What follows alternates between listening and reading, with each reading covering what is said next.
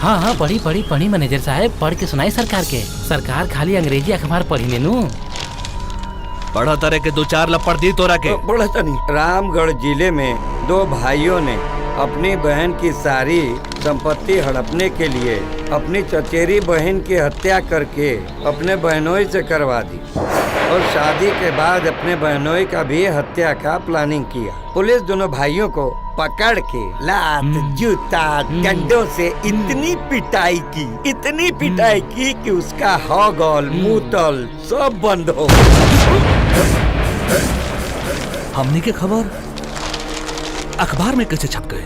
सरकार रउआ माथे पे हाथ धर के क्रिया खा के कहतानी सरकार। अगर रउआ के नहीं के विश्वास तो रउआ पेपर में पढ़ के खुदे देख ली सरकार। अरे सरकार अगर पढ़ल लिखल रहती तो खुद ही ना पढ़ लेती। फाड़ के फेंक दसनी अखबार के। और ध्यान रहे, ये हवेली में कोनो अखबार ना आवे के चाहिए। जा सन अपन काम करा सन। जी सरकार। जी सरकार। चलो असिस्टेंट।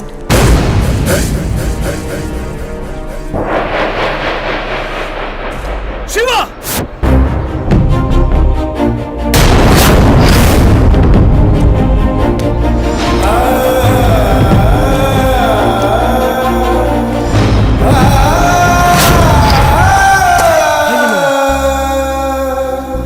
एक घंटा पहले तोरा के जूता लावे के कहले। इतना देर काहे भइल रे? मामा बड़का मामा के साबुन लगा के नहावत रहनी हो। जबान लड़ावत रे? जबान लड़ावत रे? हमरा से बोल काहे देर भाई? बोल मामा, बोल रे मामा, कसम से मामा हम नहावत रहनी हो। मामा मत मारो हमरा। झूठ बोलत रे के माफ कर दे मामा। छोड़ दे हमरा के। छोड़ दी तोरा।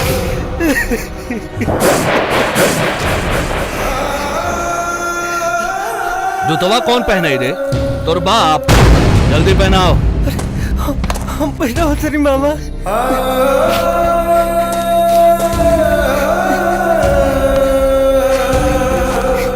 अरे बाप।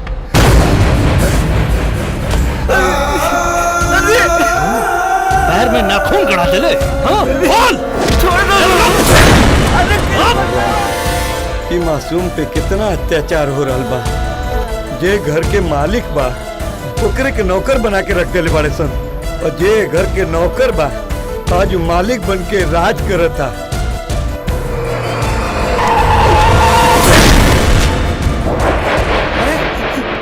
मामा बड़का मामा हमरा के बचा लो। बड़का मामा छोटका मामा हमरा के बहुत मारत रे मामा। गाड़ी के टक्कर देला। आगे अभी कर ले। आगे गाड़ी के डाले खराब कर देला। भाई बचाओ। क्या भागल जाते रे?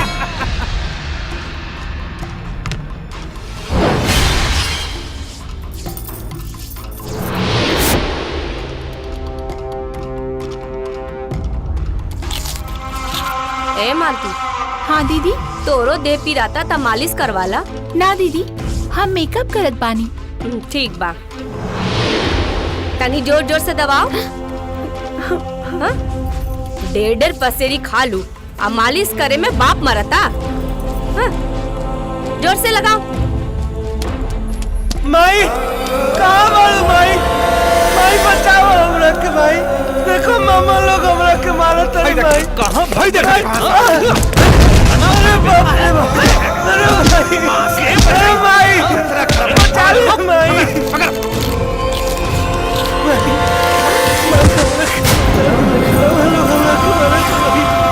बचा लो माई।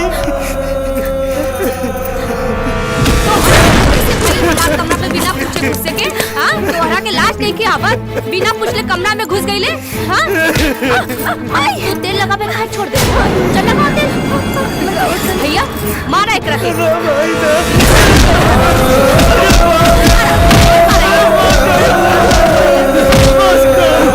मारा भैया जोर से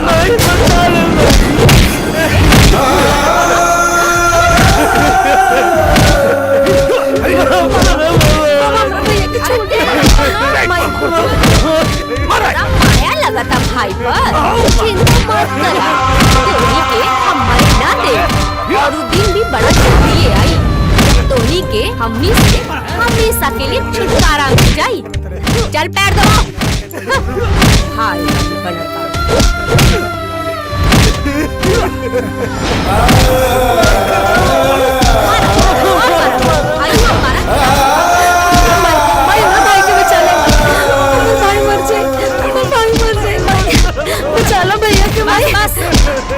रुक जा, आज ला काफी बा। ए जोतिया लेके जो एकरा। चलो भाग यहाँ से। चल चल चल चल चल। बैठा बैठा। दीदिया जब तक एकनी के ठोकाई ना करेला नु हमारा हाथ के खुजलिए ना मिटेला। अरे ये तो कुछ ही दिन के बाद बा, फिर ता हमेशा के लिए छुट्टी मिल जाए ये सबसे। छोड़ दे बड़ा बच्चा के, छोड़ दे बड़ा बच्चा के। फिर बुढ़वा से लगल बा। का मरदा उधर बड़ा बच्चा के, बुढ़वा के फिर मरम्मत करे के पड़ी। हमारे दोनों बेटा बेटी के छोड़ दे। काय मारता रे हमारे बेटा के, हमारे बेटा के छोड़ दे। हमारे बाल बच्चा के काय मारता रे, काय मारता रे। बचाओ हमारे बाल बच्चा के, बचाओ हमारे बाल बच्चा के, छोड़ दे हमारे बाल। बुढ़वा से लगल पागल हो गया। ठीक करे पड़ी। मुंह बंद, मुंह फोड़ दे, फोड़ दे मुंह तो मारे में बस और मुंह चुप काय मारता रे हमारे बेटा बेटी के। पहले ही बताओ के खले रहे तोहरा के बेटा के नाम पर बचत लिखे के। लेकिन अब चिंता करे के कौनो जरूरत नहीं खेली जाए। वसीयत ट्रांसफर करे के तो लड़का की उम्र अब हो गई बा, बस कुछ ही दिन के बाद बा। जौना दिन तोर लड़का इस संपत्ति हमनी के नामे कर दी ना, ओही दिन तोरा साथे साथे तोर बेटा और तोर बेटी के भी ट्रांसफर हो जाए। रे भगवान, वो दिन याद कर जब धोनी के खाए के वो दाना न रहे, ये काली पानी धोनी के सरल मिले रहे। ये काली पानी वो दिन बोर बना गया सर। के कहले रहे बिरनी के खोता में हाथ डालेगी, अब शरण दिला तो होगा। ये धोनी के हमारे बाल बच्चे के 20 साल से धोनी के हमरा के अपन बाल बच्चा से दूर रखले बाड़े। रे तू दोगनी के सौतेली मतारी आई, तोरा दिल में दया नहीं के। प्रेम पति है द्वार, पति पति है द्वार।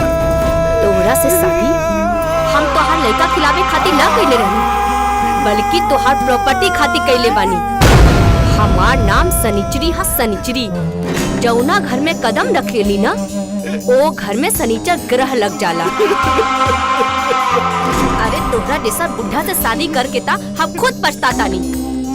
और हाँ, अब तू तीनों जने के मिलन ना ऊपर परलोके में होगी। एक बात कान खोल के सुन ले, अगर अब की बेर चिल्ले ना तो मुंह में कपड़ा ठूस के उल्टा लटका के मारा। का बुझले? चल भैया, चल रहे दीदी, चलो भाई, चल चल। हमारे बाल बच्चा के मत मारिए साहब, मत मारिए। धोनी के डर से बेटा के नाम से वसीयत कर दे ले। हमारे बाल बच्चा के मत मारिए साहब। हे भगवान, हमारे बाल बच्चा के रक्षा करी। कितना मरले बड़े सामरा भैया के, बहुत दर्द होता ना भैया।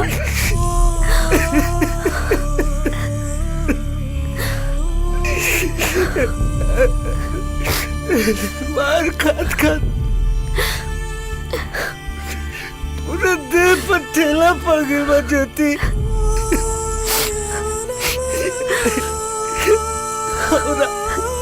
हमरा अपना घाव के दर्द देखे जब मेरी के तारा ऊपर अत्याचार करे सुनना तो कसम से कलेजा फट जाला।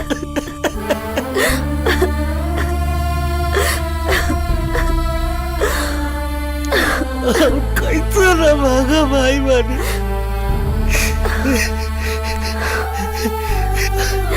अपन बहिर के रक्षा भी नहीं कर पावत। रोआ मत भैया, रोआ मत। एक दिन भगवान हमने की भी जरूर सुनिए, जरूर सुनिए। सब सोच के नहीं सर, हम जाता नहीं तारा के कुछ खाए के लेके आ। ना भैया तू मत जा। यदि केहू तारा के वजह देख ली तो फिर तारा के सब मरी है सब।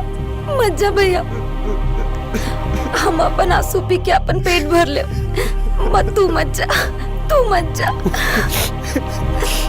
ओकरी के सूत के लिए संजोती भैया हम तारा खातिर कुछ लेके आवत नहीं। ना भैया हम अभी आवत नहीं। मत जा। तोरा ला खाना हम लेके आवत नहीं जोती। 3 दिन से भूखे बाड़ू तू। पेपर सब तैयार हो गल नो पकावन। अरे भैया, वकील से मिलके 1 हफ्ता पहले ही हम प्रॉपर्टी के सारा पेपर तैयार करवा ले रहनी। शिवा के 24 साल के होखे में सिर्फ 3 दिन बाकी रह गइल बा। 3 दिन बाद ओकर अंगूठा के निशान लेहला के बाद दोनों भाई बहन के गाड़ी में बैठा के पहाड़ी से नीचे फेंक देवे के बाद बाकी लोग यह समझी कि दोनों एक्सीडेंट में मर गए। मतलब कि हमनी के 20 साल के तपस्या के फल 3 दिन में मिल जाए। एक के मतलब कि सारा संपत्ति पर हमनी के राज हो जाए। ये कैसा आवाज आई? देखा देखा पकावन भैया देख क्या बता। देखा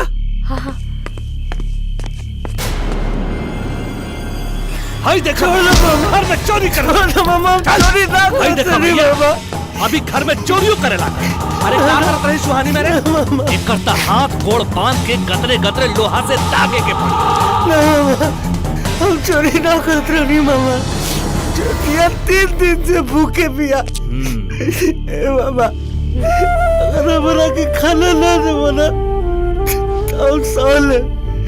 मगर ओकर भूख हमरा से बर्दाश्त ना होला। मामा 3 दिन पे खाना खइबसन तई तो हवेली बिका जाई रे। आज के बाद तोहनी के हफ्ता में सिर्फ 2 दिन खाना मिली। और आए रे जौन हमनी के बतियावत रही जा ते सुन ले हका? ना मामा हम कुछ ना सुन रही है बाबा। ना सुन ले? ना मामा पक्का? एकर मुंह खुलवावे के तरीका हमरा अच्छा से आवेला। हटा। चोरी करबे? हमर घर में चोरी करबे? बोल चोरी करे ला सीख गइले हैं? हां मार मार के अंदर खत्म कर देब हम। चोरी करबे?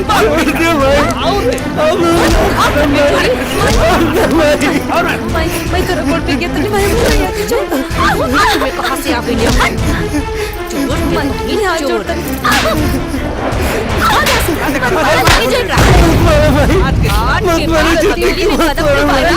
टोनी के जान से मार दे। यहाँ से काम के न काज के दुश्मन अनाज के।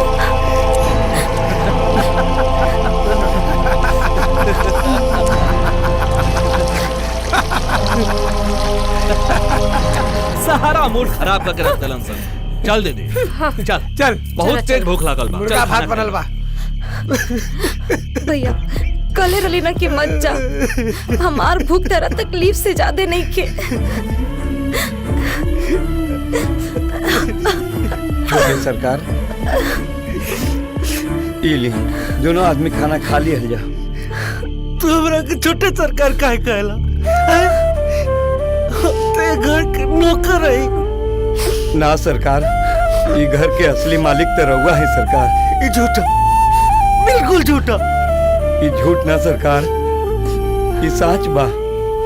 ये घर के लालच में रौर सौतेली मतारी और वो दोनों मामा राक्षस हो गई बा। रउआ लोग के मारे के प्लानिंग बनौले बा। हम कहे कि रउआ दोनों आदमी ऐसे ही से कहीं भाग जाई लो, भाग जाइए ऐसे से ही घर छोड़ के। भाग के कहाँ जाई मैनेजर चाचा? एक मेरी भागे की कोशिश कैले रही, मामा मार के हमार टंगरी तोड़ दिलन। अब हमरी के ना बच पाई ज्योति। रउआ लोगन के केहू तरह भागे के पड़ी सरकार, ना तो कबहू भी आके रउआ लोगन के मार सकत रसन सरकार। मैनेजर चाचा सही कहता रे भैया। इजा रह के मार खाइल से अच्छा बा कि हमने कहीं कहीं दूर चल जाओ। कहीं ना कहीं क्यों ना क्यों हमने की जरूर मिल जाए। चला चला बेजा ना रह जाए। चला रउआ खाना तो खा ली सरकार, दोनों आदमी खाना तो खा ली लोगिन। अतना मार खइले बारी मैनेजर चाचा, मारे से पेट भर गइल बा। चलो ज्योति। हे नाग देवता, ये लोगिन के रक्षा करिए।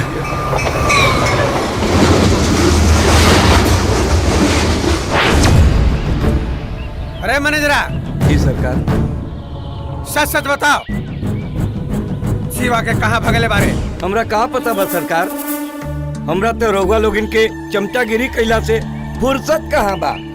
हम तो रउआ लोगिन के मुड़ी पे हाथ रख के क्रिया खाता नहीं सरकार। अगर हम झूठ बोलत होखी तो रउआ लोगन के कोड़ फूट जाई, आग बह जाई। न माने हमार सरकार। एकरा के छोड़ा भैया, ई दल बदलुआ के का पता होगी? उ बुढ़वा के जरूर पता होगी। तू ठीक कहता रे, बुढ़वे के टाइट करके पड़ी। हाँ भैया। अरे मैनेजरा। जी सरकार। जैसे ही शिवा के पता चली हमनी के खबर करिए। चलो चला भैया। चलो बढ़िया से मरम्मत कर ले, तब वो बताए कि कहाँ भागी लेवा। अरे काली पांडे, तोहार बेटा बेटी हमनी के धोखा देके भाग गइल। बोल कहाँ गइल तोहार बेटा बेटी? भाग गइल की तो निको करा के मार देला सन। एगो बात कान खोल के सुन ले, अगर हमार बेटा बेटी के कुछ हो गइल तो तोनी के जिंदा ना छोड़े। अभी तक ओकनी के मारले नहीं खींचा हमने के, लेकिन एक बात कान खोल के सुन ले, तोर जे बेटा बा ना, अभी तक प्रॉपर्टी के पेपर पे साइन नहीं कइले। शराफत से पूछा था, ओकनी के पता बता दे, वरना एक टांगवा से ता लंगड़ कइले ही बानी, दूसर को टांगवा तोड़ के लांगड़ कर दे। ना बताए, हम चारत भी होके ना बताए कि हमार बेटा बेटी कहाँ गइल बा। बहुत अच्छा भइल कि तोनी जैसा राक्षस के चंगुल से ओकनी के छुटकारा मिल गई।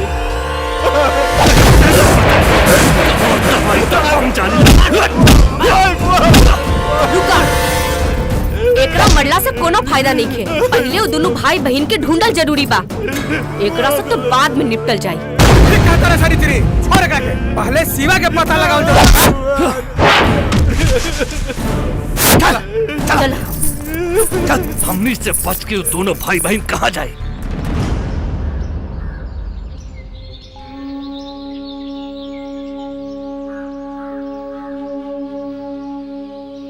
भैया हमने के कहाँ चल जाए भैया? हमने के तो केहू नहीं खे, कोनो कोनो रास्ता नजर नहीं खे आवत। चिंता मत कर ज्योति, हम बानी नो। नाग देवता जरूर कोनो न कोनो रास्ता दिखाई है। भरोसा रखा ज्योति, सब ठीक हो जाए।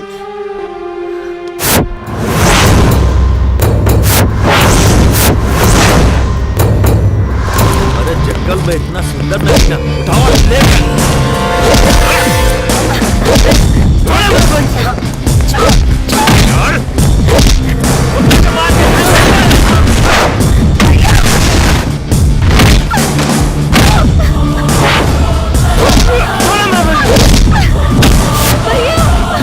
भैया बचाओ भैया।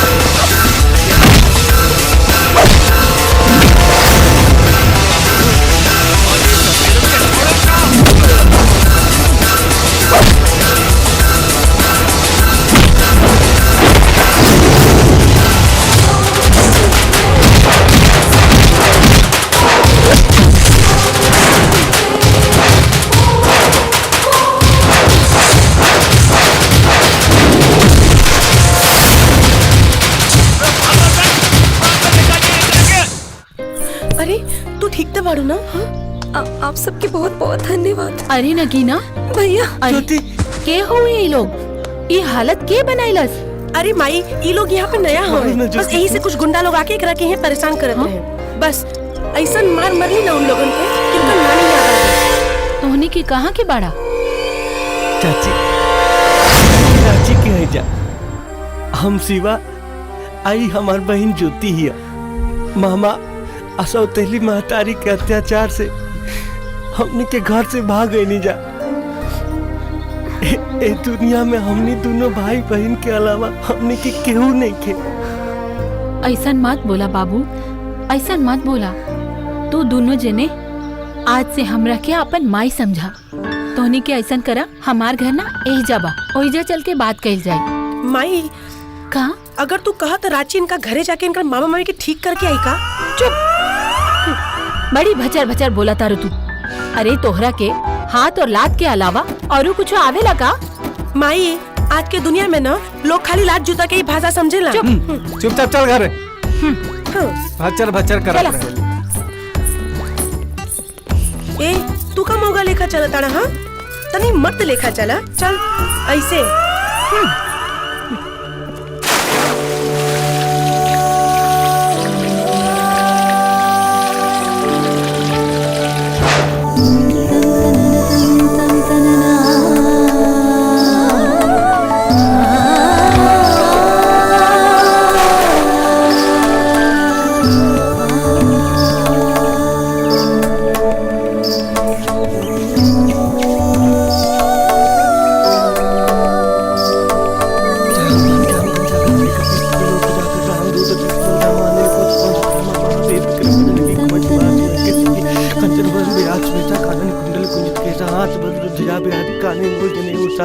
अरे अरे तनी बढ़िया से लगाओ जूती।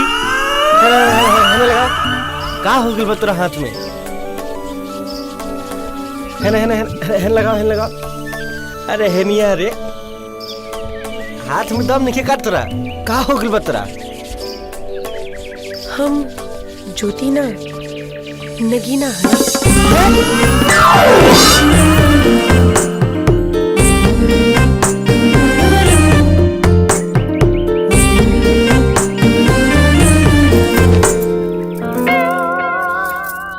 कपड़ा दो। बिना कपड़ा के तो तू बड़ा सुंदर लागत ताड़ा। हमार कपड़ा दो, हमरा लाज लगता। कैसन मरद बाड़ा? हाँ एगो लड़की से लजाता रहा, हम तोहरा के कपड़ा पहरा देता नहीं।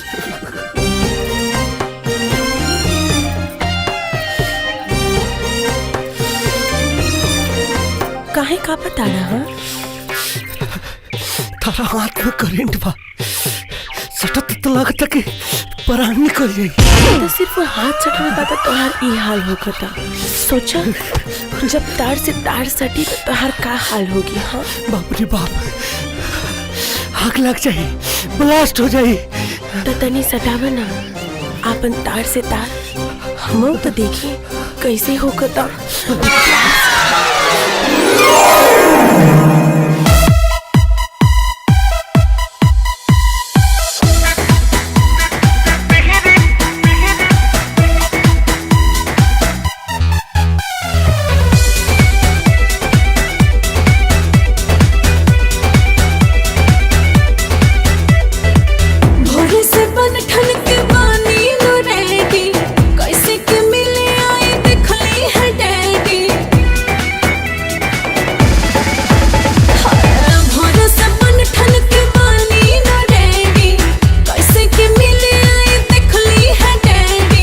सांझी के बोली जब की टिहरी बोलाई पिपहिरी बजा के तू मिली हो बसा भागी में आके बोलाई पिपहिरी बजा के तू वही हो उठा लाली लगा के।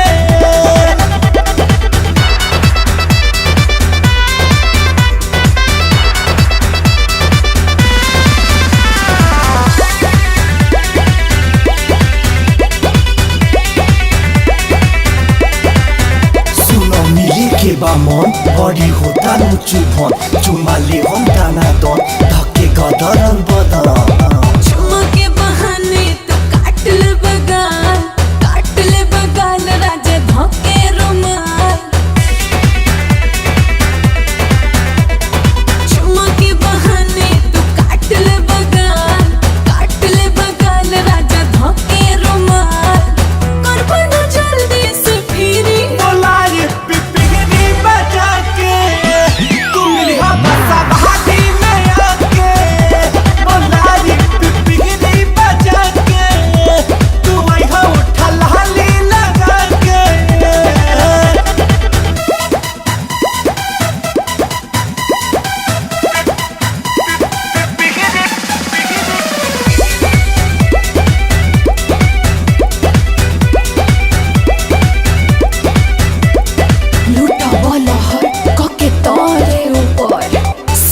जाई घर राजा जान जाई घर सटी जे खरनी झाड़ देबे हो बिखरल के सिया सवार देबे हो सटी जे खरनी झाड़ देबे हो बिखरल के सिया सवार देबे हो आगे बिगड़ी हमारा इस तीरी कोलाई पिपीरी बजा के तू मिली हम सभाती में आके कोलाई पिपीरी बजा के तू वही का उठलाली लगा के हम मिली हम सभाती में आके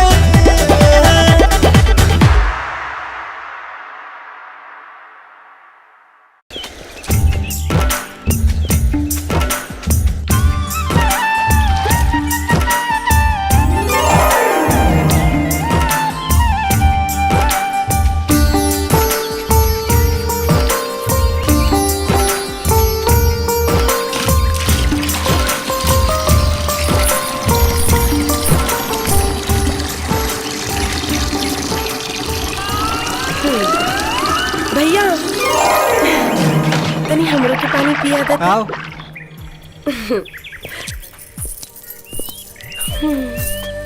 दो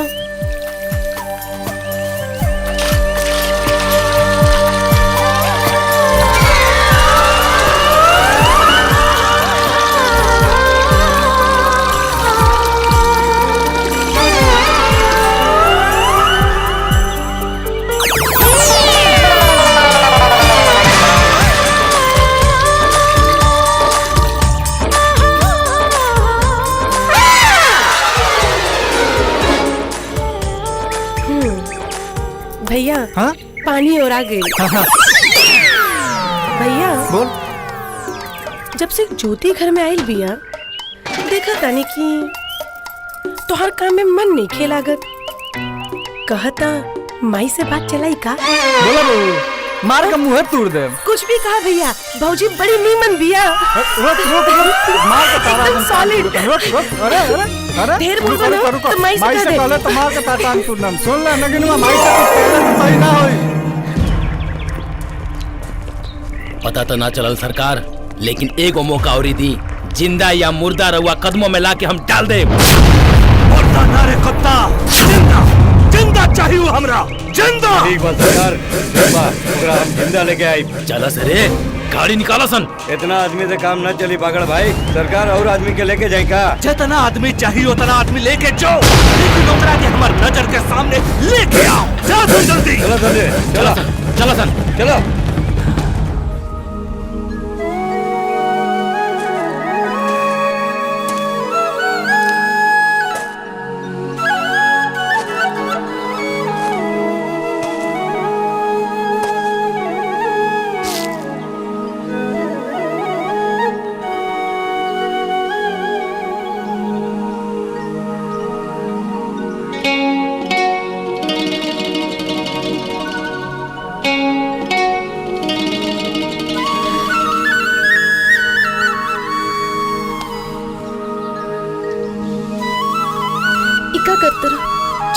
छोड़ा ना, हमरा लाज लागता। तोरा के छोड़े के मन नहीं के करत ज्योति। केहू देख ली तो का कही? जेकरा जे कहे के बाबू कहे दो, हमरा दुनिया से कोनो डर नहीं। एगो चुम्मा दो ना।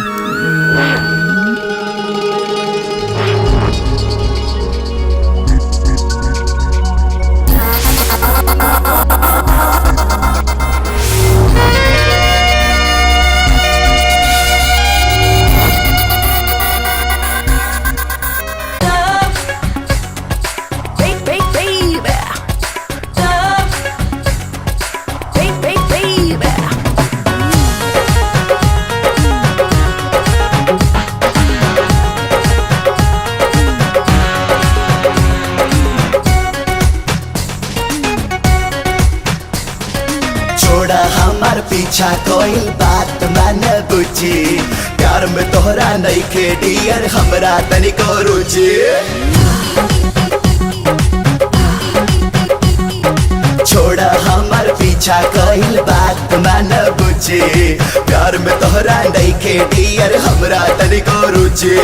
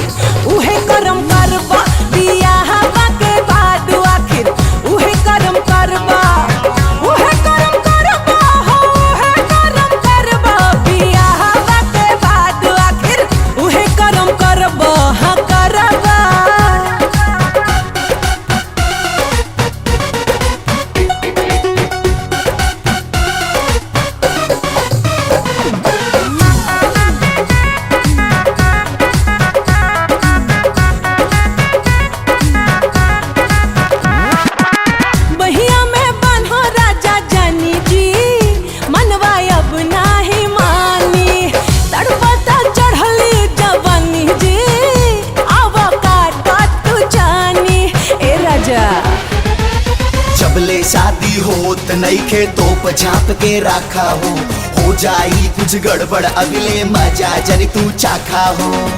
आज नहीं माने पिया कितना माना करबा, आज नहीं माने चाहे कितना माना करबा, पिया हवा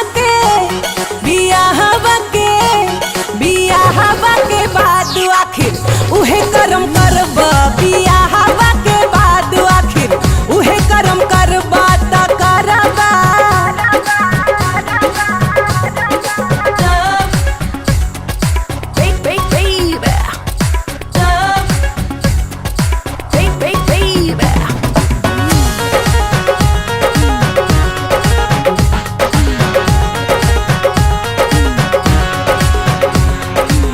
गमछा ओढ़ा के होठवा चूमला, बावे गरम मिजाज हो, मौका बा मस्ती में झूमला, पिया छोड़ा तू लाज हो।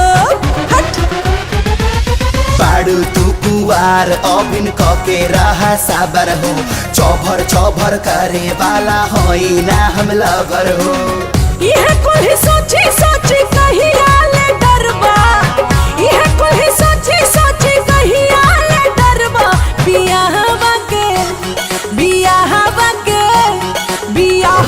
के बाद आखिर उहे करम करबा, बिया हवा के बाद आखिर उहे करम करबा हो करबा। समझला कि ना हो दिलबर जानी।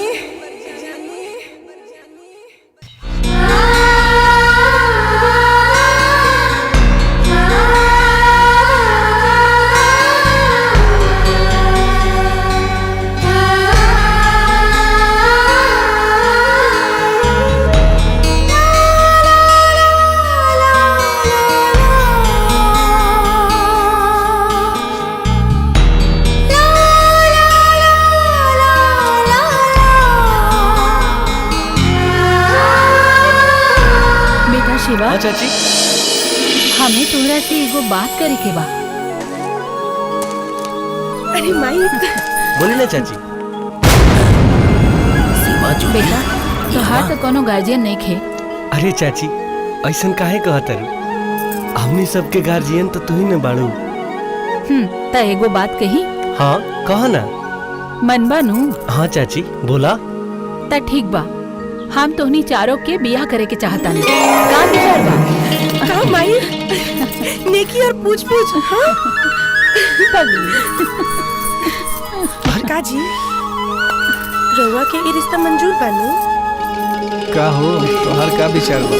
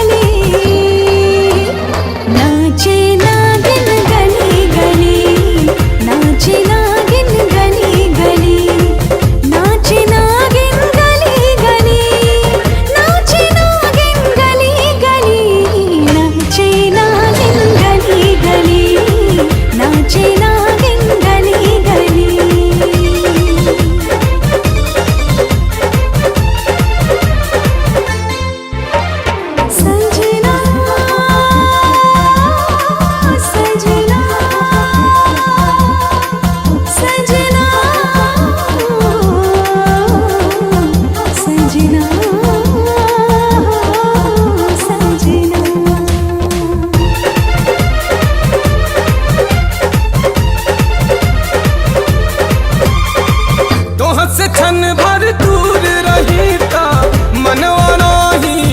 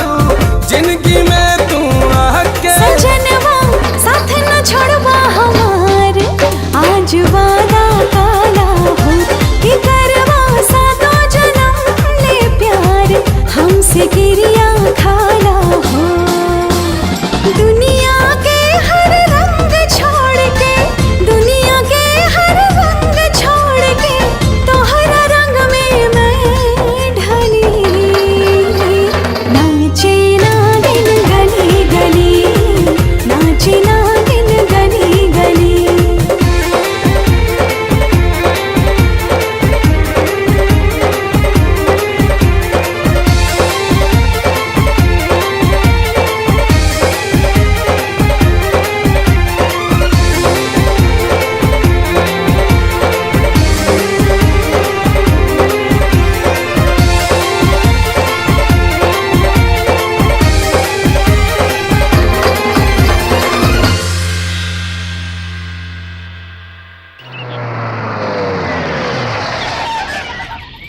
प्रणाम सरकार।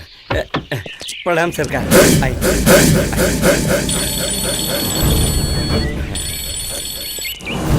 हाँ जी बोल। सरकार, शिवा के पता चल गई। कहा भैया शिवा के पता चल गई? तो टेंशन दूर हो गई। पूछ कहाँ मारे? ए कहाँ बा शिवा? इहे डाल्टनगंज में बा, एगो बंजारन के घर में। जानकी देवी नाम है ओकर, ओकरे घर में रहेला। शिवा ज्योति का बियाह होके जाता है। बियाह ना, ओकनी के श्राद्ध करब हम श्राद्ध। 10-12 आदमी जितना हो सके लेके जाओ और ओकनी के पकड़ के नजर के सामने लेके आओ हमरा। ठीक है सरकार। और याद रहे जे भी ओकरा बचावे खातिर आई ना ओकरा के जिंदा काट दी है।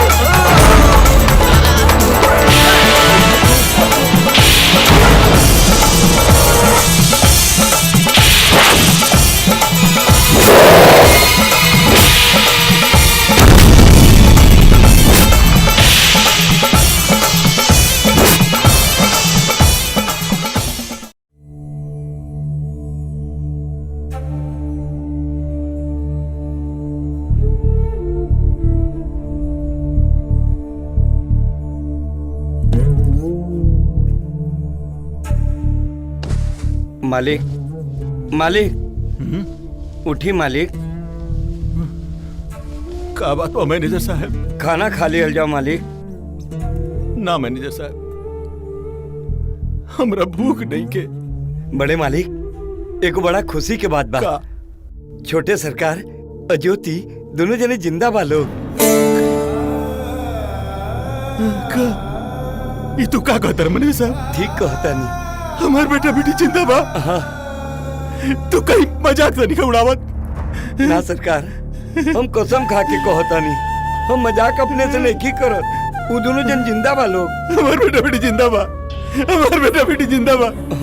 हम तो हाथ जोड़ता नहीं मैनेजर साहब, हमरा बेटा बेटी से हमरा के एक बार मिलवा दो। हमरा के मिलवा दा, हाथ जोड़ता नहीं तोरा सामने। मैनेजर साहब। ठीक बा बड़े मालिक, जब समय आ जाई ठीक समय पे वो दोनों जने से हम रउआ के मिलवा दे। सरकार हम जाता नहीं, ना तो वो दोनों हमरा के मरिए सन। रउआ खाना खा ले मालिक, हमार क्रिया। अरे मैनेजर आवता नहीं। हमार बेटा बेटी जिंदा बा, जिंदा बा हमार बेटा बेटी। यशोदा तोहार बेटा बेटी जिंदा बा, जिंदा बा तोहार बेटा बेटी। जय हो नाग देवता की बेटा बेटी जिंदा बा।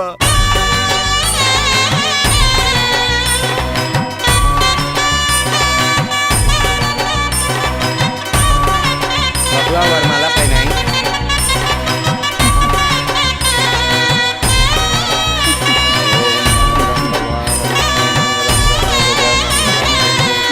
मंगलाय तनो हरि सर्व मंगल मांगल्ये शिवे सर्वार्थ साधिके शरण्ये त्र्यंबके गौरी नारायणी नमोस्तुते।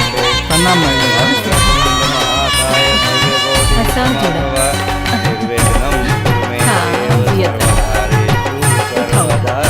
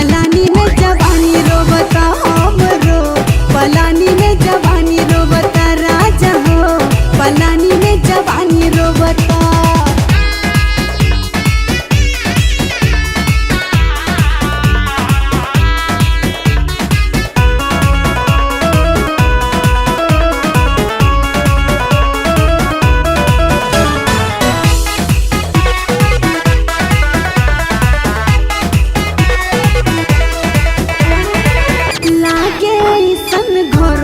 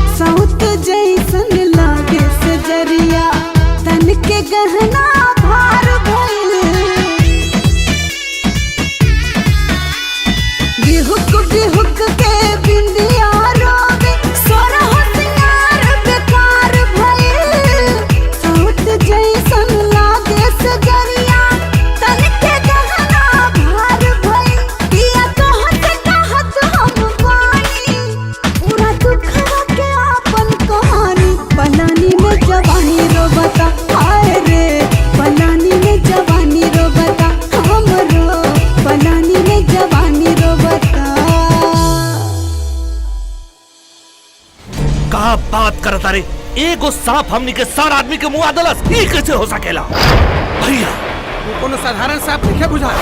हाँ भैया, हमरा तो बुझाता कि 20 साल पहले जौन सांप वो बच्चा लोगन के जिंदगी बचवले ना हो ई उहे सांप होखे। हाँ मलकिनी, ऊ सांप ई लोग के कुल देवता हवे। हमरा तो लागता कि ऊ सांप रउआ लोगन के कहीं काम तमाम न कर देवे। हमरा तो सांपे से बहुते डर लागेला। भैया कोनो तांत्रिक मांत्रिक होके तो बुलाई, जान बा तो जहान बा। तांत्रिक के पता हमरा लगे बा सरकार, कहीं तो हम बताएं। बोल बोल जल्दी बोल। सरकार, एगो बाबा 20 साल से समंदर किनारे तपस्या करत बड़े। उनका के देखते सांप बिल्ली में घुस जाला। कहीं तो रउआ लोग के लेके चली हम। पकावन, हमरा विचार से ओकरा लगल चल जाओ। चलो आवा।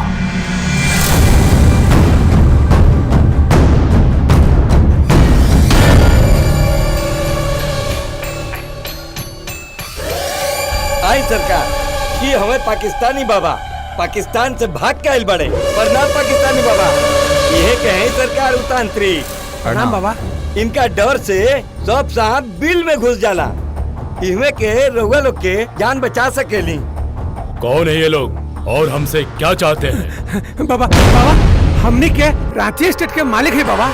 एगो सांप के कारण हमनी बड़ा परेशान है बाबा। हमनी के जहाँ जहाँ जात बानी वहीं जा पहुँच जाता बाबा। हमने के खायल पियल हकल मुतल सब बंद हो गल बा।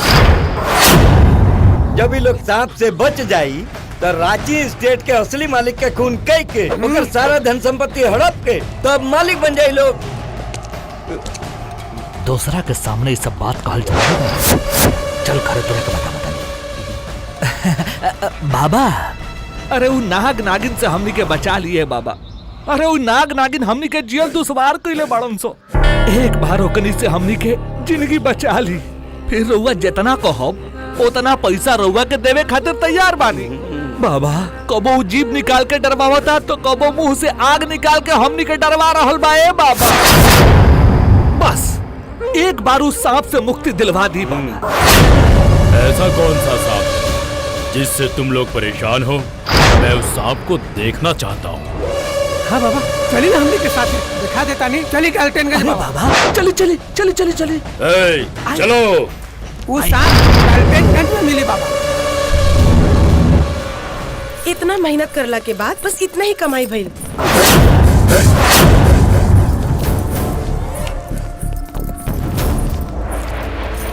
अरे कौन है लोग? अरे भांजा, हमने तहरा के कहाँ कहाँ न खोजली, कहाँ भाग गए रहले? हमार हाथ बड़ा दिन से खुजलात रहे, बहुत दिन हो गल रहे। तो हर पिटाई कैला। छोड़ हमनी के रास्ता। पकड़ ला सनकनी के। छोड़ हमनी के। छोड़ हमरा बहन।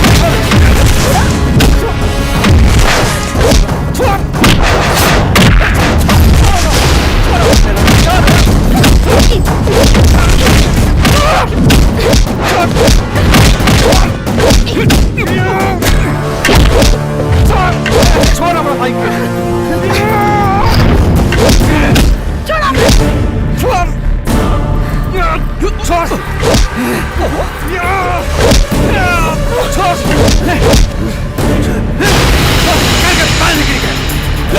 तो सबको अगर कुछ हो गई तो लेकर खून छोड़ हमरा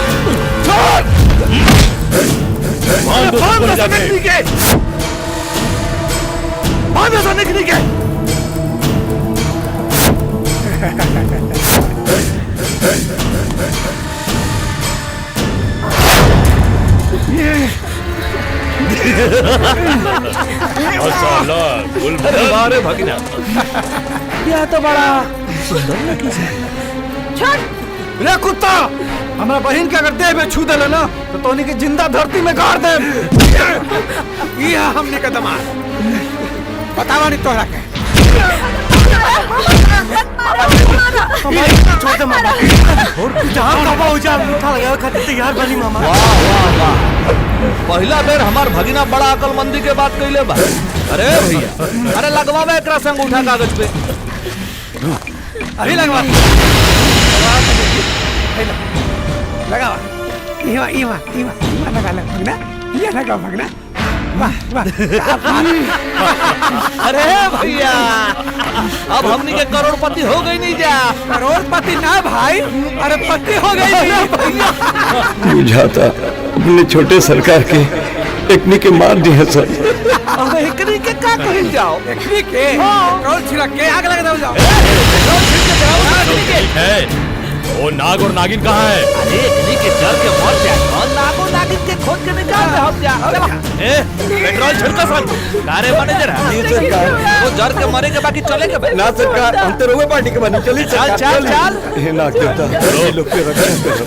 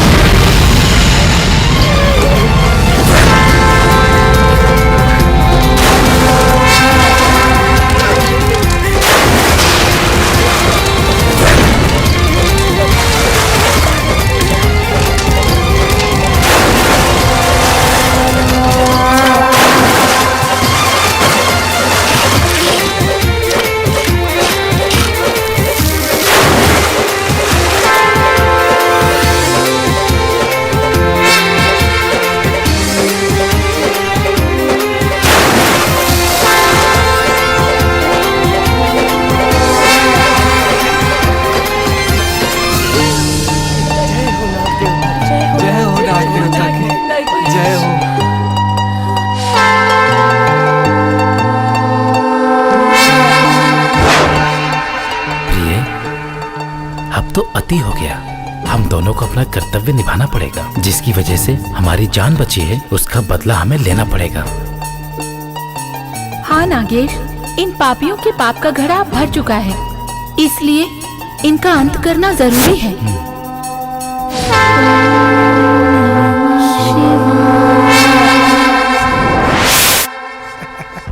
हाय देखा जीजा जी, तो हर बेटा के अंगूठा के छाप हमने के ले बानी।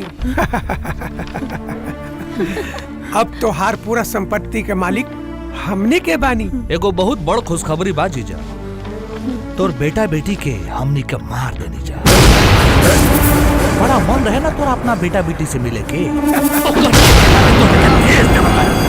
तोरो सपना पूरा हो जाई। सपना तो पूरा होइएगा। रुक जाए सरकार, रुक जाए। हो देखी पेपर पर से अंगूठा के निशान उड़ गइल बा।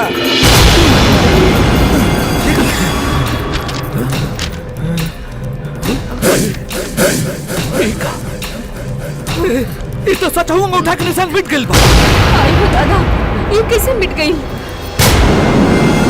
पकावन, तू पक्का निशान ले डाला ना? अरे हम सच हूँ, अंगूठा के निशान ले रहनी। ए भैया, हमनी के तो फिर से भिखारी के भिखारियां रह गई हो। अब का होई? अरे भैया, हाथ पे हाथ धरे का समय नहीं खे। हम तो कहता नहीं कि हमार बात मानो। गाड़ी निकाला, चला डाल्टनगंज। शिवा के बचावल बहुत जरूरी बा। 20 साल के तपस्या पे पानी फिर चाहिए। हाँ ठीक है दादा। देखी सरकार, अभी तक ले तो लोग डर के मर गई होगी, फिर अंगूठा केकरा से लगवाई? कम से कम होकर हाथ तो मिल जाए, ना तो हमने के बर्बाद हो जाए। बहस मत करी, जल्दी चली, ना तो फिर से झाड़ू पोछा करेगी पड़ी। अरे भैया, हैला पेपर, चला जल्दी गाड़ी चालू करा। शिवा का अंगूठा के निशान लेवल बहुत जरूरी है।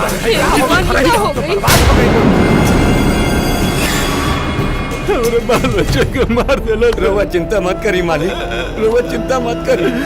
हाय देखी, पेपर पर से अंगूठा के निशान मिट गई। नाग देवता के सब चमत्कार बा, हमरा विश्वास बा मालिक। वो लोग जहाँ भी हुई एकदम सही सलामत हुई। जय हो नाग देवता, हमारे छोटे सरकार के रक्षा करब। हमारे बाल बच्चा के रक्षा करिए नाग देवता।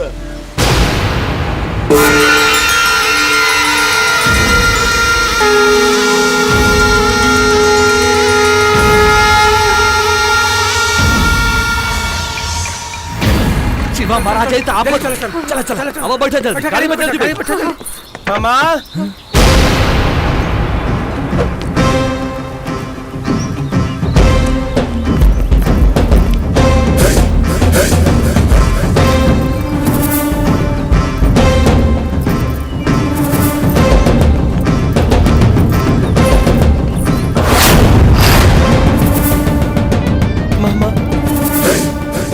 हमनी के बचा ली।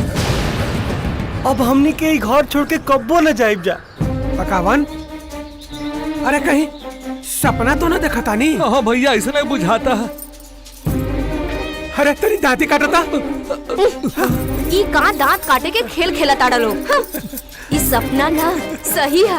हटा देखा था हमार बेटा हमार बाबू घरे आ गई। अब हम तोनी के छोड़ के कहीं न जाइब माई। तोरे बिना हमार रो रो के बुरा हाल हो गल रहे बेटा। ये क्या? ये तोहार पतो है। कितना सुंदर पिया हमार पुतो। दोनों मामा हमरा के बहुत मरले हैं, बहुत दुखाता। बहुत दुखाता। ये दोनों के हाथ में तो कोट फुट जाई। हमार बेटा के कितना बेरहमी से पिटलस हा। ये दोनों ना अगर अगली बार तोहरा के बेरहमी से पिटलस ना तो तू हमरा के बताइया, ये दोनों के हाथ पैर तोड़ दे। अरे भगीना माफ करता भगीना, हाथ जोड़ता नहीं, क्रिया खा के कहता नहीं। आज के बाद कबो तोरा पे हाथ ना उठाई। हाँ भगीना। ए भैया तने ए भगना हमरा के माफ कर दे भगना। अब तोरा पर कहियो ना हाथ उठाई। ले भगना ये कागज पर जल्दी से अंगूठा लगा दे। अरे आता ना जल्दी काबा मामा आ गइल बानी जानो। खाना उना खइला के बाद ए माई हमरा बहुत जोर भूख लागल बा, खाना उना ना खीबू। हाँ हाँ बेटा पहले खाना वाना खाला फिर अंगूठा लगा दिया। चला तू चला बहू। चला चला चलो भगना खाना वाना खा लिया। हे भगवान, राउर लीला अपरंपार बा, घर के चिराग के बचा लेंगे। जय हो नाग देवता, जय हो नाग देवता।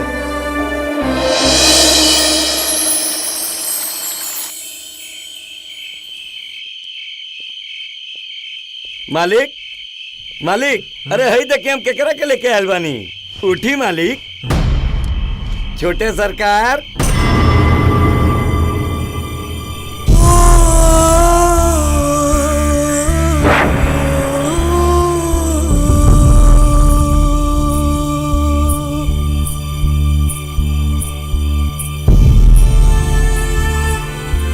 ये लोग क्या है मैनेजर साहब? राउर बेटा बेटा छोटे सरकार, हई राउर पतो बड़ी नगीना। हमार बेटा शिवा जी, तू कहाँ चल गिरला हमरा के छोड़ के बाबू? कहाँ चल गिरला हमरा के छोड़ के?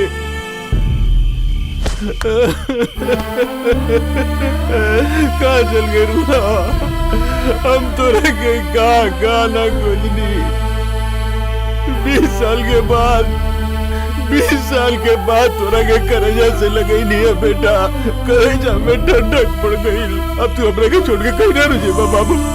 हमार बेटा अब हमरा छोड़ के कहीं ना रुझेबा। ना बाबूजी। ज्योतिया कैसन बिया? भैया एकदम ठीक बिया बाबूजी। ओकर शादी हो गई। का? हाँ, और बहुत जल्दी रुआ से मिले खातिर आई। अच्छा, रोई मत बाबूजी, अब हम आ गिरी लो। बहुत याद आवत रहे। आज से वो चालिम से बन के रोए के दिन शुरू हो गए बाबूजी।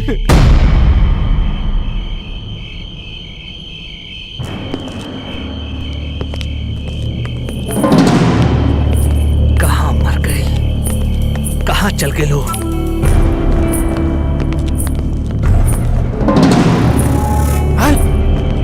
है का? ये तो हमरा के साथे लेके आ गई।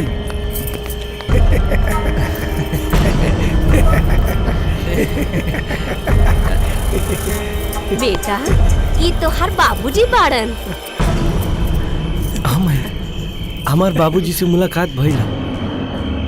देखा ना घरे में घुसे रहेलन, कितना कहली कि बाहर भीतर आई जाई, पर हमार बतिये ना माने ले। कितना बार जीजा जी के कहिला जा कि बाहर निकलल करा, घूमल फिरल करा, लेकिन ये हमनी के बतिये ना माने लंता। बेटा ये सब झूठ बोलता रहा। ये तार मतारी नहीं के डाइन 20 साल से ही तोरा से हमरा के दूर रख ले बड़ा सर। 20 साल ले ये घर में बंद करके जानवर लेके हमरा के रख ले बड़ा सर। बेटा देखने की बात पर भरोसा मत करिए बेटा।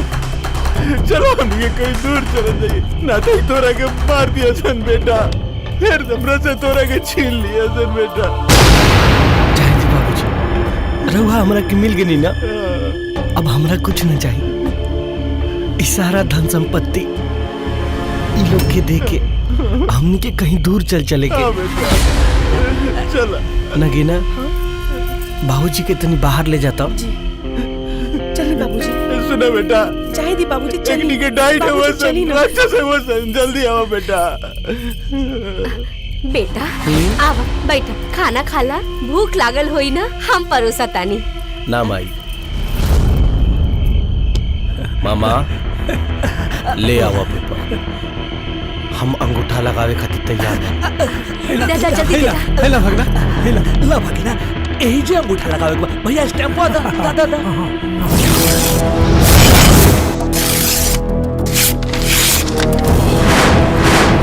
अरे ये क्या कर लेते? इतना हिम्मत करते कागज फाड़ देले।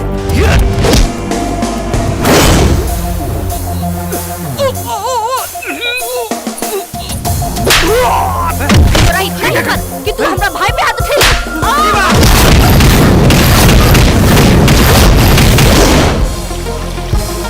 बड़े मालिक, छोटे सरकार कितना सुंदर पतो लेके आयल बानी। देखला पे मियाज खुश हो जाता बड़े मालिक। जीजा जी, अरे बचा ले जीजा जी, हमरा के बचा ला जीजा जी, हमरा के बचा ला। अरे उसी में हमरा के बहुत मारा था जीजा जी, अरे बचा ला जीजा जी, हमार जान बचा। तू मारा मम्मी के बहुत मारा था। जीजा जी, समझाई ना। अच्छा ले लो।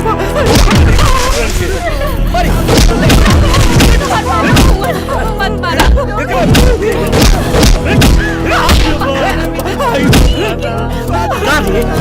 हमार बाबूजी पेपर बेटा तरलों कतने खे। बेटा मामा कौन सी बाबा सर यही तरह हमारा प्रश्न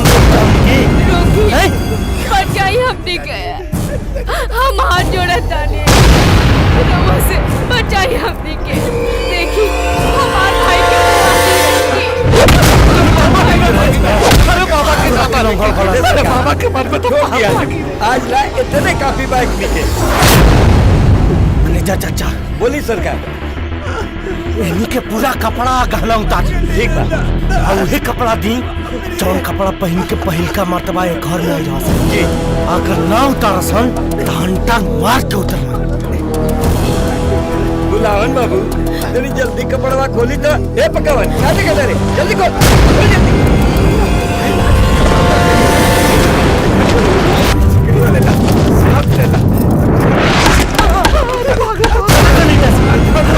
मार के ये लाओ भैया भाग जल्दी जान बचा मेरे दादा। आज हमरा करेजा में ठंडक पड़ गई। बड़ा दुख दिल लाश निकली के बेटा, आज मन खुश हो गई बेटा। आज तो हर माही की आत्मा बहुत खुश हो गई तोहरा के रूप में देख के। बाबूजी बहुत खुश हो गई लोग।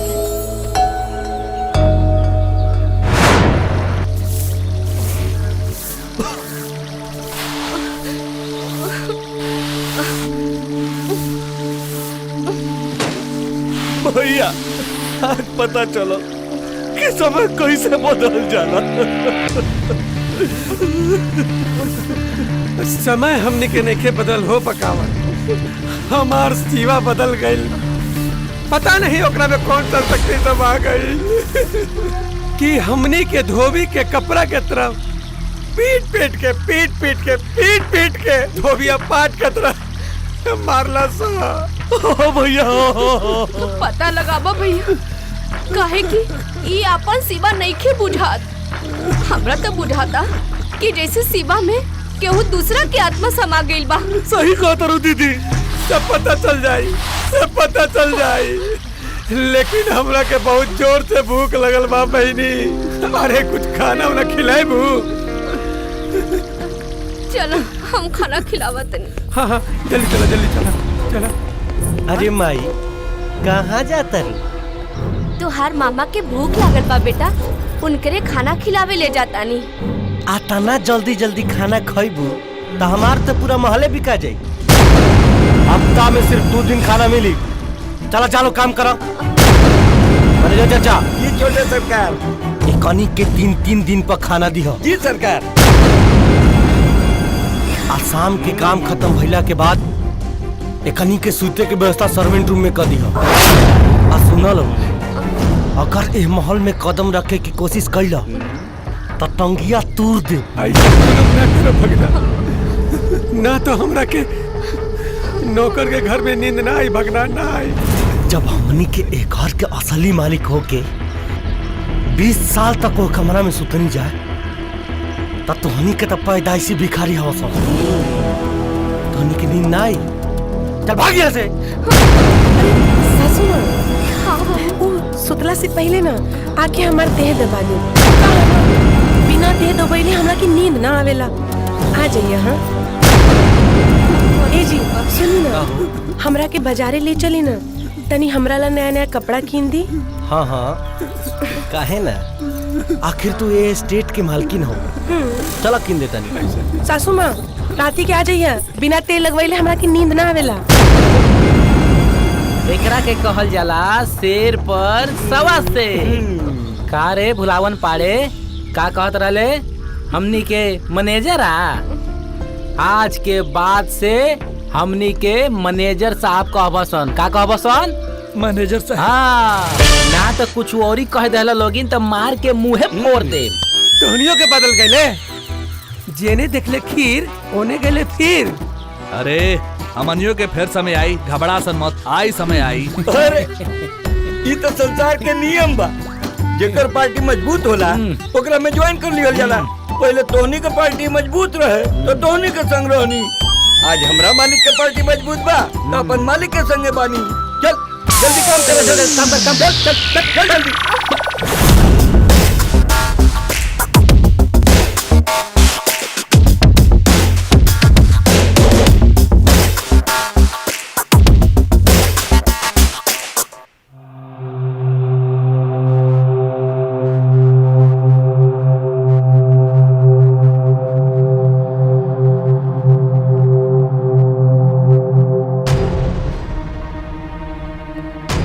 सासू माँ ओइजा का खड़ा बानी, चले जल्दी आई, तेल लगा दी। चली, हमरा की नींद नहीं आवत, आई जल्दी।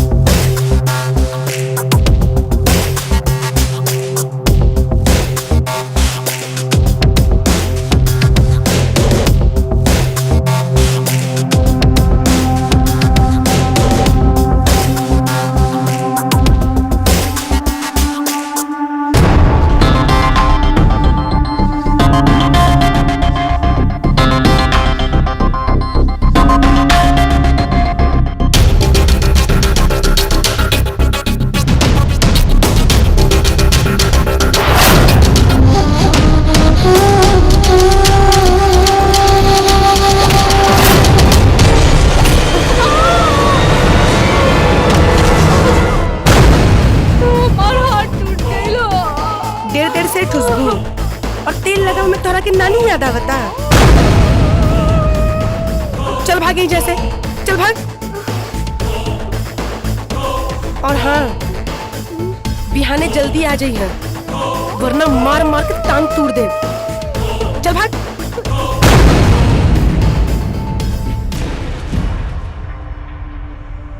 त का सोच ले बानी रउआ लोगन? हम तो कहता नहीं भाग जाए जा अपने गाँव। ना ही घर में इज्जत बा ना प्रतिष्ठा बा। पतो हो कि सास से दी दफा बत पिया। मुंह में सतुआ सन ले बड़ा। बोलबा कुछ हो? अरे आगे सब ठीक हो जाए, इतना जल्दी हमने के हार मान ले ना। बहुत बेइज्जती करलस, इतना जल्दी हमने के हार ना मानब। त का करबा? आज तक कुत्ता लेखा दौड़ा दौड़ा के मरला सा। बिहाने चारों जने के चिता यही जा जरा दीता। हमने के चिता जरावे से पहले हम ओकर चिता जरा दे। इस तरह हाथ में हाथ धर के बैठला से काम ना चली। ना तो पता चलल कि जोन संपत्ति बानू हमने के हाथ से निकल गए। वो सब तो ठीक बा, भूख से जान निकल जाता। 3-3 दिन पे खाना दे तो हम तो मर जाए। हम ना रहे भी घर में। तो का करी? हम तो हर बाप के घर जाए। भिखारी के बेटी, इतना मारम तोहरा के ना बार बार तोहर बंद हो जाए। तो मारा ना, मारा। बोल बे, खुद मार बोल बे करके दादा, अलग बोल बे, हटा बोल बे। जब तक कुत्ता जैसे लड़त रहे लोग दम खोल के धैले पड़न जा। अरे ये सोचे के चाहिए कि ओकनी के कैसे मारे के बा। कोनो उपाय सोचे के चाहिए तो जब देखा तब दम खोल के खेले पड़न जा। हम तो सोचा था नहीं कि कोनो तरीका से आज के रात ओकनी के हम मार दी। तो ठीक कहा तेरे पकावन, ना रही बांस ना बाजे बसुली। मार दे खुद के। मार दे बकरी के।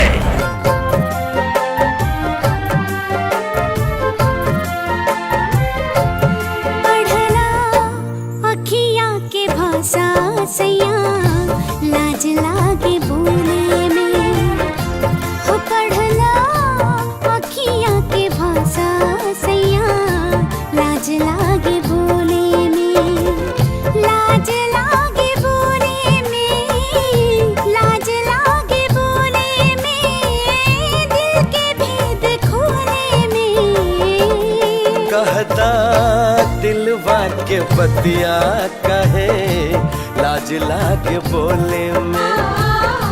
वो कहता दिलवा के बतिया कहे, लाज लागे बोले में।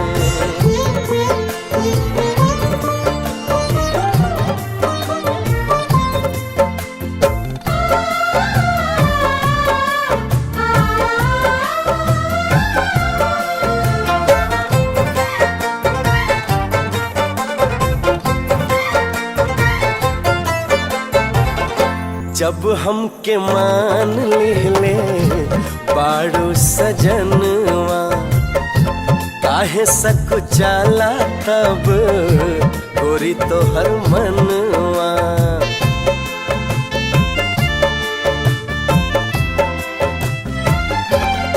हाय जब हमके मान ले बाड़ू सजनवा, काहे सकुचाला तब गोरी तोहर मनवा। काहे के चाहे तो से ढेर सारी बतिया, ना जाने काहे पिया धड़केला छतिया। त कहता दिलवा के बतिया कहे, लाज लागे बोले में।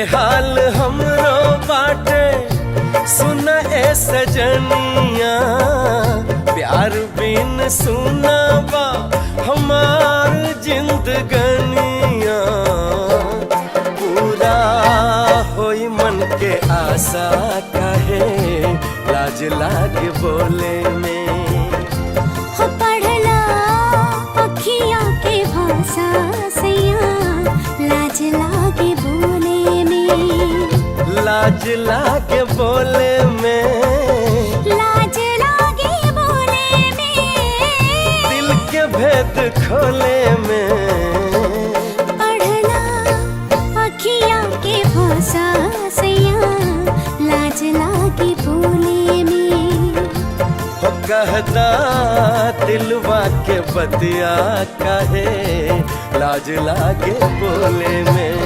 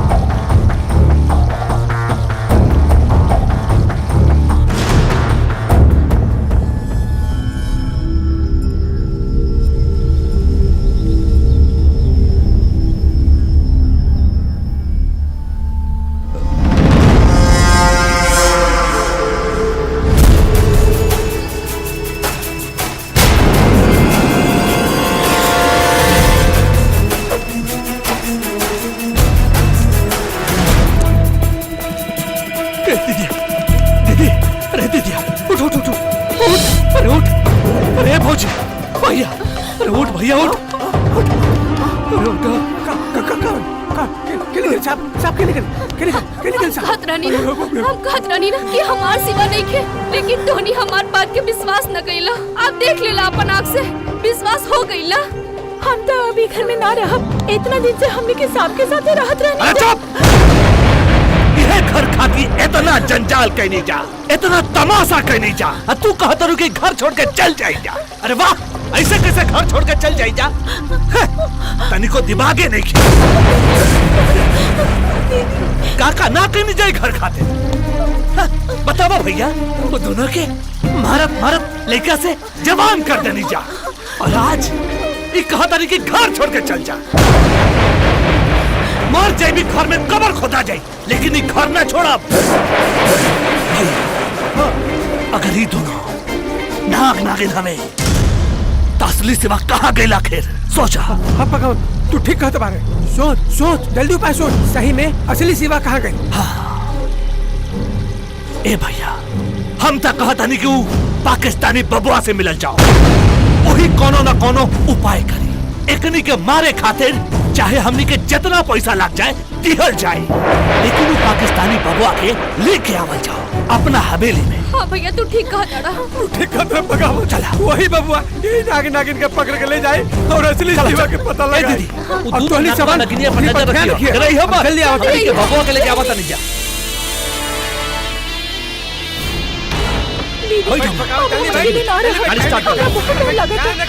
मत करो। हमने क्या बता नहीं। काम कर जाओ, दोनों नखा नगरिया सुतल होखी। चल, माटी के तेल डाल के दोनों के जला के मार देहल जाए, सारा पहाड़ी खत्म हो जाए। दीदी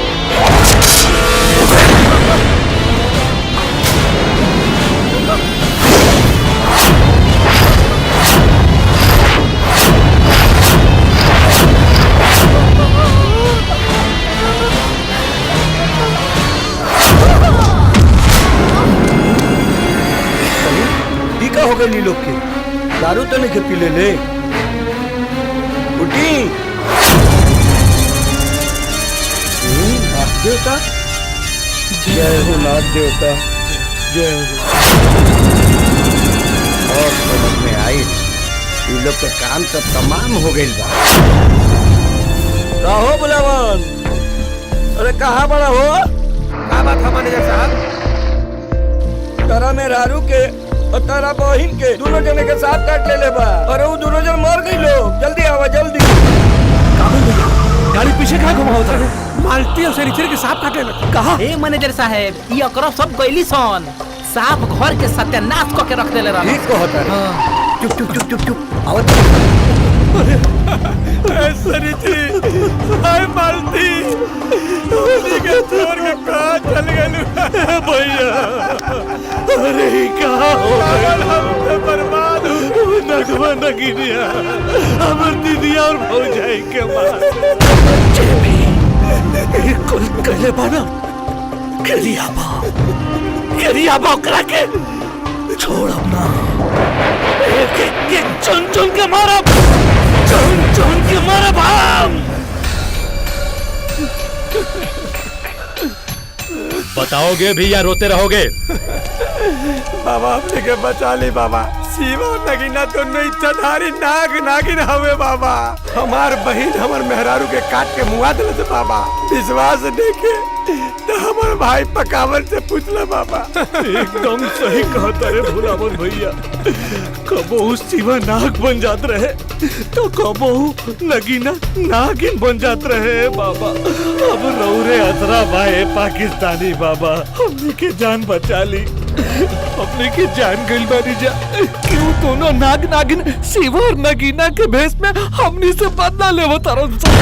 ए बाबा वो हमर भौजाई और हमर बहन के काट के मुआ देला से बाबा। अब हमरा डर बा कहीं वो हमनियो दोनों के काट के मत मुआ दो सब। आसरा बाहे बाबा हमने के बचा ली है बाबा। बचा ली बाबा। अब चिंता नहीं करना है। इसी नाग और नागिन के कारण मेरे अब्बा का इंतकाल हुआ था और मैं 20 सालों से इस नाग और नागिन के कारण रूप बदल बदल के भटक रहा हूँ। अब मेरा सपना पूरा होगा इंशाअल्लाह।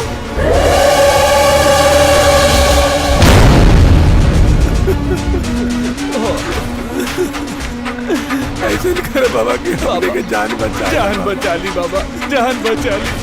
देखो भुलावन मैं तुम्हें उस इच्छाधारी नाग नागिन से बचा सकता हूँ और तुम लोगों को शिवा के सारी संपत्ति का मालिक भी बना सकता हूँ, लेकिन तुम लोगों को मेरा एक काम करना होगा।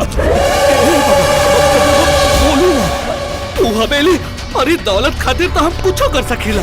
अरे उहे हवेली खातिर तो हमर बहन और हमर भौजाई के जान गई बाबा। कहीं ना का करे के बा कुछो करे खातिर तैयार बानी।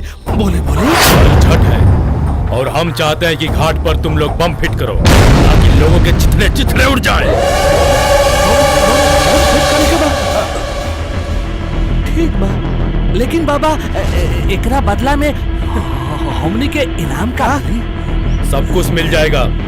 काली पांडे की संपत्ति और 5 करोड़ रुपए।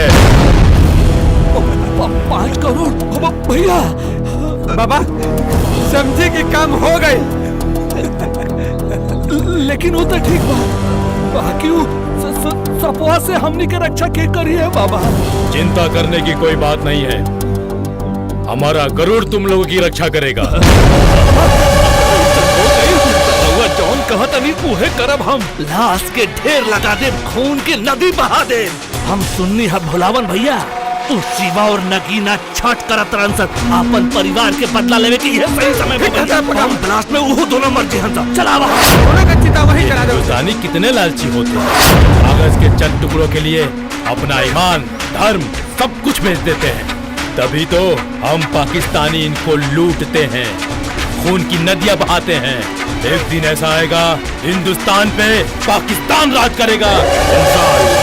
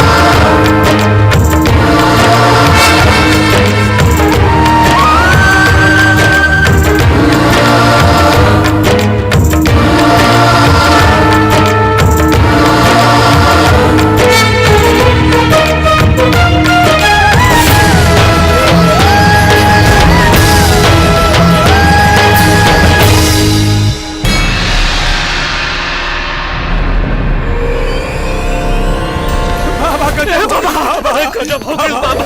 दोनों नगवा लगनिया हाथ के बचा ले से बाबा। कोनो बम ब्लास्ट ना भाई। भैया एकदम सोरा आना सच कहता रे। अरे कोनो बम ब्लास्ट ना भइल। वो दोनों नगवा नगनिया छोट घाट के बचा लेलन से बाबा।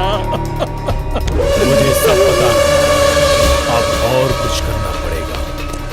बाबा बाबा गजब हो गई बाबा। चिमोर नगीना दोनों जिंदा बा। हम अपन आँख से देख के आवता नहीं। ये तो अच्छी खबर है। तुम सब जाओ और उन सबको उठाकर अपने अड्डे पर लेकर आओ। और हाँ, काली पांडे को भी लेके आना। अरे देख लिया जाए। शिवा नगीना देख ली। अब मैं इन इच्छाधारी नाग और नागिन को अपने अड्डे पर आने के लिए मजबूर कर दूंगा।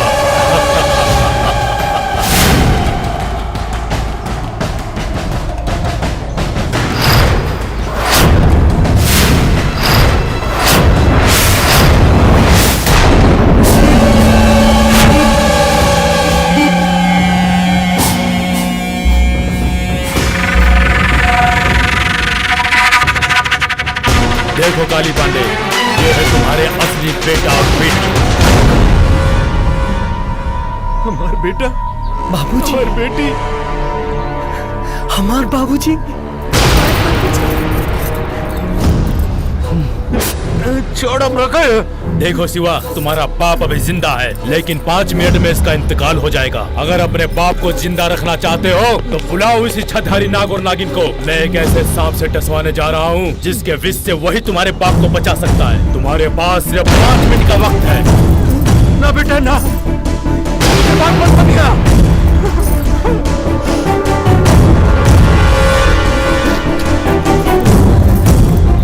छोड़ दे हमारे बाबूजी के कमीना।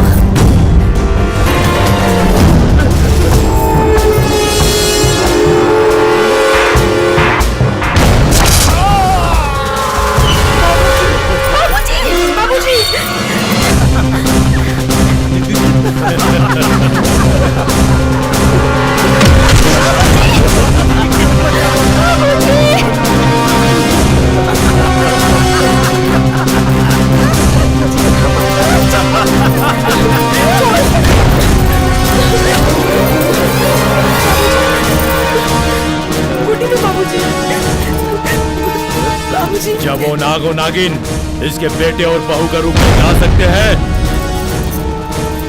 तो इसका विष निकालने के लिए वो दोनों यहाँ जरूर आएंगे। सिर्फ तुम्हारे पास 5 मिनट है। बुलाओ उस इच्छाधारी नाग नागिन को, क्योंकि वही दोनों अब तुम्हारे ससुर का जहर निकाल सकते हैं। बुलाओ।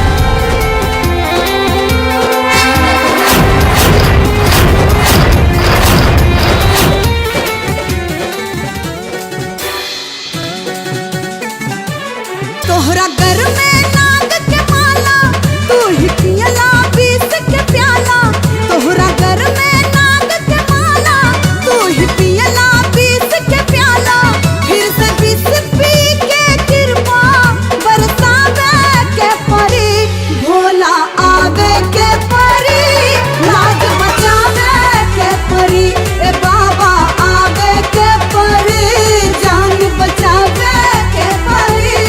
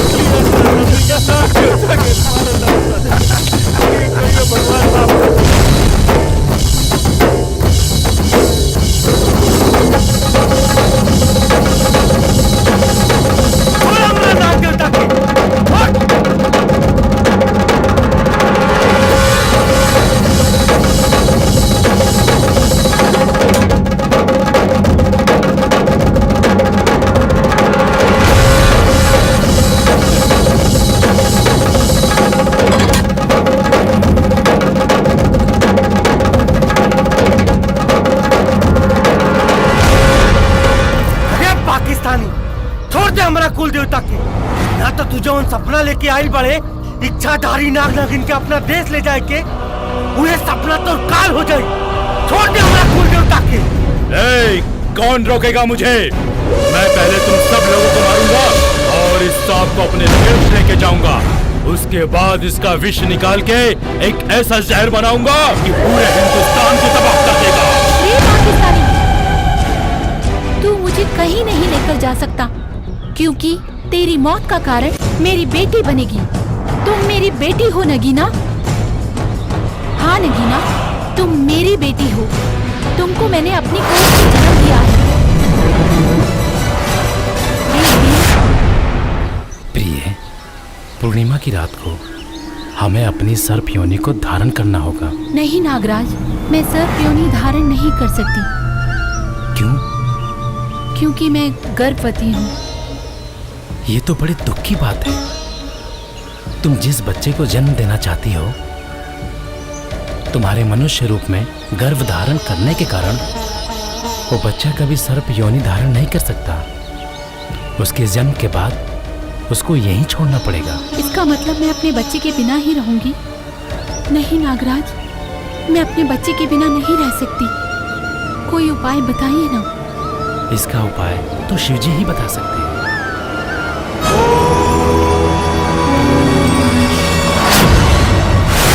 और तुम्हें जन्म देने के बाद मैंने तुम्हें भगवान शिव के मंदिर में छोड़ दिया, जहाँ से तुम्हें जानकी अपने घर ले गई।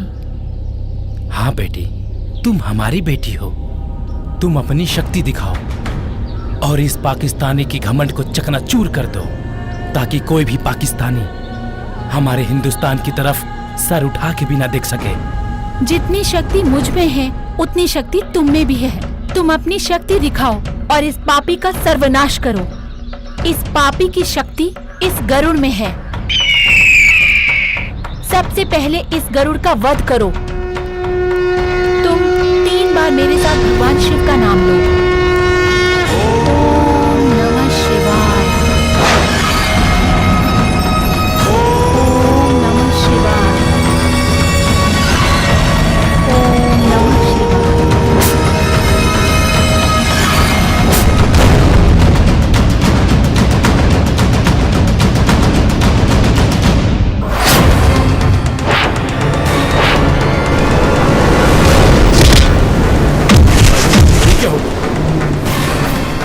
कौन हो तुम? रे इंसानियत के दुश्मन, पानी की कीमत रेगिस्तान से पूछ, नारी की कीमत हिंदुस्तान से पूछ, नगीना की कीमत अपने पाकिस्तान से पूछ। जवन नगीना के विष से तू पूरा हिंदुस्तान के तबाह करे की सोचता है, आज उहे नगीना तोहर काल बन के तोहरा सामने खड़ा दिया। बुला अपन पाकिस्तानी आतंकवादियन के। उन सब आतंकवादियन के खातिर ई नगीना ही काफी बिया। और आज जवन रास्ता से तोहरा महतारी तोहरा के ई धरती पे जन्म दिए दिया ना, आज अगर उहे रास्ता से तोहरा के ओकर पेट में ना घुसेड़ दिए नी, तो हमार नाम नगीना ना। जय शिव शंकर।